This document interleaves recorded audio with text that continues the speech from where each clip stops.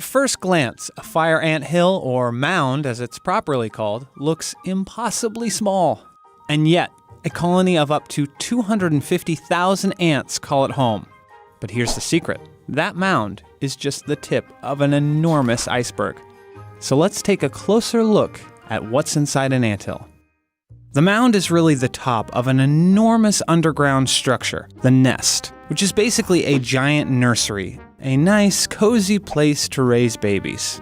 A lot of babies. Their mother, the queen, roams around the nest while laying 1,500 eggs a day. Now, all those baby ants need to live in a narrow temperature range to grow. So that nest sports temperature-controlled rooms, and it does so without the help of an AC unit. The secret is in the design. The nest is arranged like an ice cream cone. At the top, you have the mound, the ice cream, as it were. Because it's above the surface, it warms from the heat of the sun. So the babies can snuggle up in toasty chambers networked throughout the mound. But they can't stay there all day, or they'd get too hot. That's where the cone part of the ice cream cone comes in. The mound is connected to several vertical shafts that plunge up to 2 meters beneath the ground. That's taller than most humans. Throughout the day, adult ants ferry the babies up and down the shafts, chasing that perfect temperature for their young charges. The nest also sports dozens of tapering tunnels that branch off from these main shafts.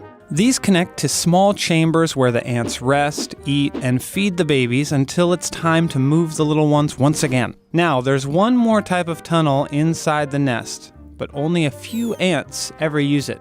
You see, someone needs to find food for the rest of the colony, but running around outside the nest is dangerous business. That's where forager tunnels come in. These are a couple of horizontal passages buried just a few centimeters from the surface. But they run throughout the entire territory, which can cover up to 185 square meters of land. By scurrying through these passageways, the scouts can stay underground as long as possible. But unfortunately, the nest and all its roads can't protect the ants from every threat. It turns out all sorts of critters sneak inside fire ant nests. And while many of them are actually harmless, others are horrible house guests. For example, beetles burrow into the nest and devour the eggs and larvae. But invaders aren't the only threat to the colony. Occasionally, clueless humans or major floods disturb the nest. And when that happens, the fire ants have only one option: leave. Once a year, on average, the colony will move out and build an entirely new nest from scratch. And best of all, they only need a few days to do it. That's right. Practically overnight, meters upon meters of tunnels can pop up in your yard. And all you'll notice is a tiny mound.